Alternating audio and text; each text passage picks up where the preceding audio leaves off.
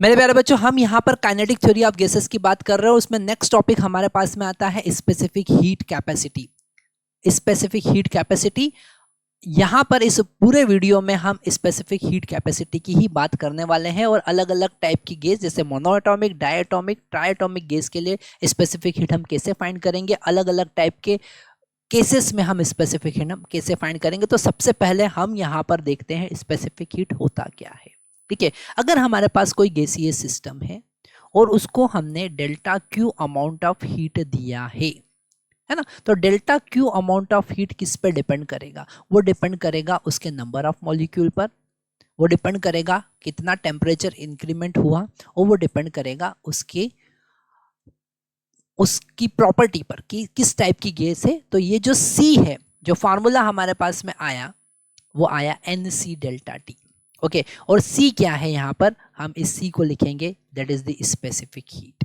ये सी जो है वो है स्पेसिफिक हीट, जिसे हम कहेंगे स्पेसिफिक हीट। ओके, जैसे हमारे पास में थर्मोमेट्री में MS डेल्टा टी होता है, उसको हम कहेंगे ग्राम स्पेसिफिक हीट। एस जो होता है वहां पर थर्मोमेट्री में, अगर किसी सॉलिड बॉडी को, किसी भी बॉडी को अगर हमने हीट दिया है तो डेल्टा क्यू का फार्मूला हमारे पास में होता है MS डेल्टा टी, और एस जो है वो ग्राम स्पेसिफिक हीट होता है, मतलब amount of heat given to the system to raise the temperature by 1 degree Celsius of unity mass of 1 kg। Okay, जैसे अगर हम वाटर की बात करेंगे तो स्पेसिफिक हीट 1 होता है, 1 कैलोरी पर ग्राम पर केल्विन। ओके, तो यहाँ पर एस जो है वो होता है delta Q divided by M delta T. ठीक है, तो अगर हम यहाँ पर देखें कि m का वैल्यू 1 kg लिख देते हैं और डेल्टा टी का वैल्यू लिख देते हैं 1 केल्विन। ओके, तो यहाँ पर s जो है वो डेल्टा क्यू के बराबर हो जाता है, मतलब कि amount of heat given to this system to any body to raise the temperature by 1 kelvin और 1 डिग्री सेल्सियस, क्योंकि चेंज केल्विन में मेजर करो या डिग्री सेल्सियस में मेजर करो एक ही होता है। तो to raise the temperature by 1 degree Celsius और 1 केल्विन ऑफ यूनिटी मास। ठीक है, ऑफ यूनिटी मास, वहां पर आप मास 1 kg भी ले सकते हैं। जैसे वाटर की अगर हम बात करें तो स्पेसिफिक हीट ऑफ वाटर होता है 1 कैलोरी पर ग्राम पर केल्विन। ओके, तो ये होता है स्पेसिफिक हीट। पर अगर हम गैसीय सिस्टम की बात करें तो वहां पर नंबर ऑफ मोल्स की बात करेंगे, तो वहां पर हम फार्मूला यूज करेंगे NC डेल्टा टी। तो यहां पर अगर हम C की बात करेंगे तो हम लिखेंगे delta Q divided bye N delta T, अगर हम गैसीय सिस्टम की बात करें फॉर एनी गैस। ठीक है, हम लिखेंगे delta Q is equal to NC delta T, और C को हम कहेंगे मोलार स्पेसिफिक हीट, हम कहेंगे molar specific heat, molar specific heat. Okay, इसको हम कहेंगे, और यहाँ पर S क्या था? ग्राम स्पेसिफिक हीट, क्योंकि वहां पर मास केजी में हम मेजर कर रहे थे, यहाँ पर नंबर ऑफ मोल की बात करेंगे तो मोलार स्पेसिफिक हीट C। ठीक है, तो हमारे पास में heat given to this system का फॉर्मूला आता है NC डेल्टा टी। क्या आता है? NC delta T. अब यहाँ पर हमको और कुछ इंपॉर्टेंट पॉइंट समझना है, जैसे पॉइंट नंबर वन, अगर हम कांस्टेंट वॉल्यूम की बात करें, अगर हम कांस्टेंट वॉल्यूम की बात करें, ठीक है, तो वहां पर हम लिखेंगे CV, वहां पर हम लिखेंगे CV, amount of heat given to any gaseous system to raise the temperature by 1 kelvin और 1 degree Celsius of 1 mole at constant volume, at constant volume. तो CV लिखेंगे, क्या लिखेंगे? CV। तो यहां पर हमको एक पॉइंट नोट करना है, that is CV, specific heat at constant volume, specific heat at constant volume. Okay, अगर हम यहां पर दूसरा पैरामीटर देखें तो हम लिखेंगे कांस्टेंट प्रेशर। क्या लिखेंगे? Constant pressure. ओके, और उसको डिनोट करेंगे CP से। किससे डिनोट करेंगे? CP से। ठीक है, तो हम कहेंगे what is CP? It is specific heat, molar specific heat at constant pressure, at constant pressure। और डिफाइन कैसे करेंगे? Specific heat, molar specific heat को कैसे डिफाइन करेंगे? It is the amount of heat given to the system to raise the temperature of any gas by 1 kelvin और 1 degree Celsius of 1 mole at a constant pressure, at constant pressure. तो ये Cp होगा, ठीक है। अच्छा, यहाँ पर हमारे पास कांस्टेंट टेम्परेचर है, अगर जैसे कि हम हम आइसोथर्मल प्रोसेस की बात करें, अगर हम आइसोथर्मल प्रोसेस की बात करें, ठीक है, अगर हम आइसोथर्मल प्रोसेस की बात करें जिसमें डेल्टा टी इक्वल टू 0 होता है, मतलब एट कांस्टेंट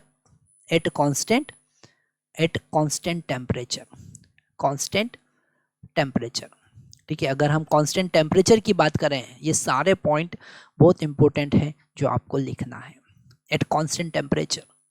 तो अब फार्मूले में वैल्यू पुट करते हैं, यहाँ पर ये हम इधर लेकर आते हैं, delta Q is equal to N C T delta T. C T क्यों लिखा?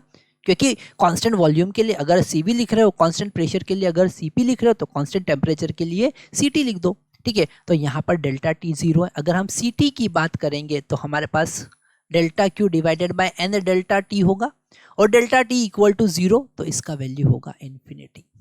ओके, तो अगर आप आइसोथर्मल प्रोसेस की बात करते हैं, कांस्टेंट टेम्परेचर पर जो स्पेसिफिक हीट होती है वो इनफाइनाइट होती है, ठीक है। लॉजिकल एक पॉइंट है जो आपको नोट डाउन करना है। फोर्थ केस हम देखते हैं, delta Q equal to 0, that is the adiabatic process.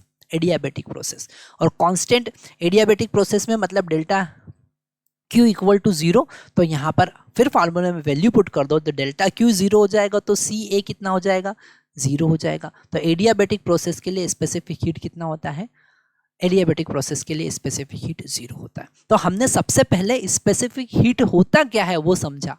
Specific heat क्या होता है? It is the amount of heat given to the system to the gas to raise the temperature by 1 kelvin of 1 mole. 1 mole gas का temperature 1 kelvin या 1 degree Celsius बढ़ाने के लिए कितना heat का जरूरत होगा, it is called specific heat, molar specific heat. Okay, और ग्राम स्पेसिफिक हीट भी हम देख चुके हैं। It is the amount of heat given to the body to raise the temperature by 1 kelvin और 1 degree Celsius of unity mass 1 kg और 1 ग्राम। Okay, तो हमने यहाँ पर स्पेसिफिक हीट के कॉन्सेप्ट की बात की। अब हम थोड़ा सा और आगे कॉन्सेप्ट को बढ़ाते हैं।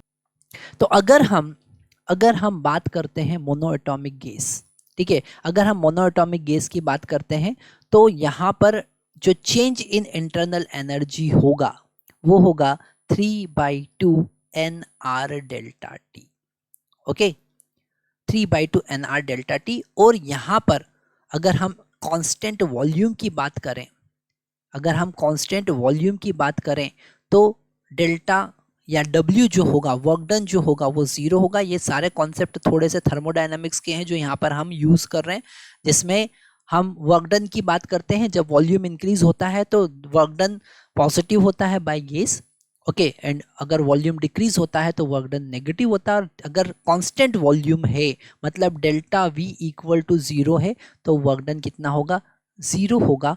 और यहाँ पर डेल्टा Q जो है वो डेल्टा U के बराबर होगा, और यहाँ पर इसको हम लिख सकते हैं NCV delta T is equal to 3/2 nr delta T, that is the increment in temperature. तो यहाँ पे CV का वैल्यू हमारे पास में आता है 3r/2। ओके, 3r/2, ठीक है। तो अगर हम यहाँ पर मोनो एटॉमिक गैस की बात करते हैं, तो जो CV होता है specific heat at constant volume, वो 3r/2 होता है। अगर ऐसे ही हम डायटोमिक गैस की बात करें, तो वहाँ पर डिग्री ऑफ CV का वैल्यू कितना होगा? 5/5r/2। अगर हम ट्राइएटॉमिक गैस की बात करें तो वहाँ पर मतलब अगर हम CV की बात करें तो हमारे पास फार्मूला होता है F/2r। ये डायरेक्ट फार्मूला आप यूज कर सकते हैं, मतलब specific heat at constant volume, ठीक है, CV की बात करें। और यहाँ पर अगर हम थर्मोडायनामिक्स के कॉन्सेप्ट को समझे, फर्स्ट लॉ ऑफ थर्मोडायनामिक्स की हम बात करें, तो हमको पता है कि CP भी एक इम्पोर्टेंट पैरामीटर है। और हम गामा की बात करते हैं, पहले CP की बात करें, हमारे पास में CP का फार्मूला होता है CV + R। इसका डेरिवेशन भी हम देखेंगे जब हम आइसोबारिक प्रोसेस की बात करते हैं। CP = CV + R होता है। ओके, तो अगर हम यहाँ पर बात करते हैं मोनो एटॉमिक गैस के लिए, ठीक है, या फिर हम जनरल इक्वेशन लिखें तो हम लिख सकते हैं Cp is equal to F R by two plus R. मतलब Cp का वैल्यू हमारे पास में होता है f plus two by two into R, और f यहाँ पर क्या है, डिग्री ऑफ फ्रीडम। f क्या है, degree of freedom, degree of freedom. Okay, तो यहाँ पर आप बिल्कुल एक चार्ट बना सकते हैं, है ना। जैसे अगर हम फर्स्ट बात करें, फर्स्ट अगर हम मोनो एटॉमिक गैस की बात करें तो डिग्री ऑफ फ्रीडम जो है वो कितना होता है, डिग्री ऑफ, पहले हम एक और पैरामीटर की बात करते हैं, फिर एक पूरा टेबल की हेल्प से आपको सारे कॉन्सेप्ट अच्छे से याद करवा देंगे, ठीक है। तो वहाँ पर एक और पैरामीटर हमारे पास में होता है जो कि जिसे हम कहते हैं गामा, जिसे हम कहते हैं गामा, जिसे हम कहते हैं ratio of specific heat at constant pressure to the constant volume, ठीक है। तो यहाँ पर Cp का वैल्यू हमने देखा, Cv का वैल्यू देखा, अब हम यहाँ पर एक और पैरामीटर देखेंगे गामा। तो यहाँ पर आपको लिखना है gamma, gamma is equal to होता है Cp divided by Cv, that is the ratio of specific heat, ratio of specific heat at constant pressure to constant volume, okay, Cp by Cv, ठीक है। गामा एक important parameter है, ठीक है। तो यहाँ पर अब हम एक टेबल बनाएंगे जिसमें हम बात करने वाले हैं इन सारे पैरामीटर की एक साथ, सारे टाइप की गैसेस के लिए। तो मेरे प्यारे बच्चों, हम यहाँ पर बात कर रहे हैं, अब सबका कंपैरेटिव एनालिसिस कर रहे हैं, कंपैरेटिव टेबल, और ये पूरा टेबल बहुत इंपॉर्टेंट है जो आपको याद कर लेना है, ठीक है। जैसे अगर हम सबसे पहले मोनो एटॉमिक गैस की बात करें, सबसे पहले हम किसकी बात कर रहे हैं, मोनो एटॉमिक गैस की बात कर रहे हैं, जैसे हीलियम है, नियॉन है, ऑर्गन है, ओके। तो ऐसी गैस की बात करेंगे तो वहां पर डिग्री ऑफ फ्रीडम हम हमेशा 3 कंसिडर करेंगे। डिग्री ऑफ फ्रीडम कितना होगा, हमेशा 3 होगा, केवल ट्रांसलेटरी मोशन के लिए, ठीक है। अगर आप Cv की बात करें तो Cv का वैल्यू हमने देखा 3/2 R होगा, और Cp की बात करें तो इसमें R ऐड कर देंगे। अगर हम Cp की बात करें, Cp की बात करें तो Cv प्लस R होता है, तो इसमें हम क्या कर देंगे, R ऐड कर देंगे, तो 3/2 R plus R that is 5/2 R हो जाएगा। अगर हम गामा की बात करें तो gamma is equal to Cp by Cv, दोनों का रेशियो लेंगे तो हमको मिलेगा 5/3। कितना मिलेगा, 5/3, इसका रेशियो हम ले सकते हैं। गामा के लिए आप डायरेक्ट फार्मूला भी यूज कर सकते हैं, हमको पता है Cv is equal to FR by 2 होता है, ओके। ये थोड़ा सा डेरिवेशन हम यहाँ पर देख लेते हैं, ये फार्मूला बड़ा इंपॉर्टेंट है जो आप याद रख सकते हैं, है ना। तो यहाँ पर हमारे पास Cv का वैल्यू जो होता है वो होता है FR बाई 2, और अगर हम Cp की बात करें तो हमने देखा था F plus to R by 2 होता है, और अगर हम गामा की बात करें तो हमको पता है Cp बाई Cv होता है, ओके। और Cp बाई Cv क्या होता है, अगर हम Cp और Cv का वैल्यू यहाँ पर पुट करें तो हमको मिलेगा F plus 2 divided by 2, okay. मतलब gamma is equal to 1 plus F by 2, okay. ये भी एक फार्मूला है जो डायरेक्टली आप यूज कर सकते हैं। तो अगर आपके पास डिग्री ऑफ फ्रीडम पता है तो गामा आप डायरेक्टली फाइंड कर सकते हैं। तो यहाँ पर अगर हम डायटोमिक गैस की बात करें तो डायटोमिक गैस के लिए डिग्री ऑफ फ्रीडम कितना होता है, डिग्री ऑफ फ्रीडम हम 5 कंसिडर करते हैं, 3 ट्रांसलेटरी मोशन के लिए और 2 रोटेशनल मोशन के लिए।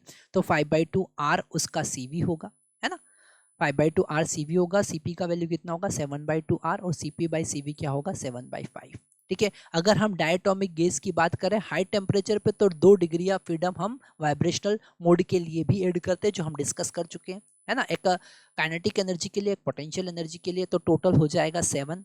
तो Cv का वैल्यू 7/2 R हो जाएगा, और Cv का वैल्यू 9/2 R हो जाएगा, डिग्री गामा का वैल्यू 9/7 होगा, ठीक है। तो ये सारी चीजें आपको नोट डाउन कर लेना है। ट्राइएटॉमिक गैस की बात करें, लीनियर अगर है तो 5 वहां पर हम डिग्री ऑफ फ्रीडम कंसिडर करते हैं 5 जनरली होता है, पर यहाँ पर आप 5+2 भी लिख सकते हैं, क्योंकि यहाँ पर 2 degree of freedom vibrational motion के लिए भी ऐड होती है, ठीक है। तो इस हिसाब से आप ट्राइएटॉमिक नॉन मॉलिक्यूलर का भी डिग्री ऑफ फ्रीडम 6 क्योंकि 3 यहाँ पर रोटेशनल मोशन के लिए होता है और 3 यहाँ पर ट्रांसलेटरी मोशन के लिए होता है। यहाँ पर अगर हम CV की बात करेंगे तो 3R है, और CP की बात करेंगे तो 4R है, और अगर गामा की बात करेंगे तो 4/3 है। इस तरीके से आप ये टेबल बहुत इंपॉर्टेंट है जो नोट डाउन कर सकते हैं, और ये आपका बहुत ज़्यादा हेल्प करेगा न्यूमेरिकल सॉल्व करने में। तो यहाँ पर हमने स्पेसिफिक हीट की बात की। नेक्स्ट हम स्लाइड में देखने वाले हैं अगर हम सॉलिड की बात करेंगे तो क्या होगा। तो अब हमारे पास में एक और इम्पोर्टेंट पॉइंट आ रहा है, स्पेसिफिक हीट ऑफ सॉलिड्स। अगर सॉलिड की बात करेंगे तो वहाँ पर हम ट्रांसलेटरी और रोटेशनल मोशन की बात नहीं करेंगे, वहाँ पर केवल वाइब्रेशनल मोशन की बात करेंगे, क्योंकि एटम मूव नहीं कर सकता है, एटम केवल वाइब्रेट कर सकता है अगर हम सॉलिड की बात करते हैं।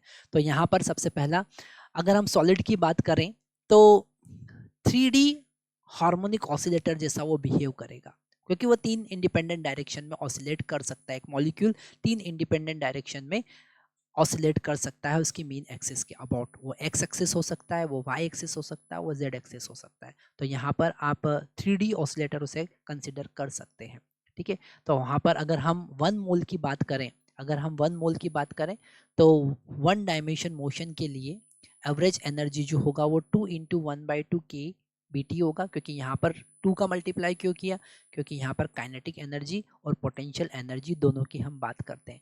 तो अगर हम सिंगल मॉलिक्यूल की बात करें एवरेज 1 डायमेंशन मोशन के लिए तो kBT होगा, पर यहाँ पर सॉलिड की अगर हम बात कर रहे हैं तो यहाँ पर हमको 3 का मल्टीप्लाई करना पड़ेगा, तो 3 kBT। ओके, क्यों मल्टीप्लाई हुआ वो आप समझ में आ रहा होगा आपको। अगर हम n नंबर ऑफ 1 मोल की बात करें तो यहाँ पर हम Na का मल्टीप्लाई कर देंगे, ठीक है, और हमको एनर्जी मिलेगा 3RT। कितना मिलेगा? 3RT, क्योंकि हमको पता है KB × Na जो होगा वो R के बराबर होता है। तो यहाँ पर 3RT। और इससे भी इम्पोर्टेंट पॉइंट हम आगे देखेंगे, जो यहाँ पर हम देख रहे हैं वो है कि अगर हम कांस्टेंट प्रेशर की बात करें तो डेल्टा Q जो होगा वो delta U + P delta V होगा, और यहाँ पर there is no change in volume, volume में चेंज अप्रोक्सीमेट 0 होता है। तो डेल्टा Q = डेल्टा U, और हमको पता है C = डेल्टा Q/डेल्टा T होता है, और वो 3R होगा, है ना। तो अगर सॉलिड की बात हम करें, सॉलिड की बात करें तो स्पेसिफिक हीट कितना होता है? 3R होता है। सॉलिड की बात करें तो स्पेसिफिक हीट कितना होता है? 3R होता है। Thank you very much.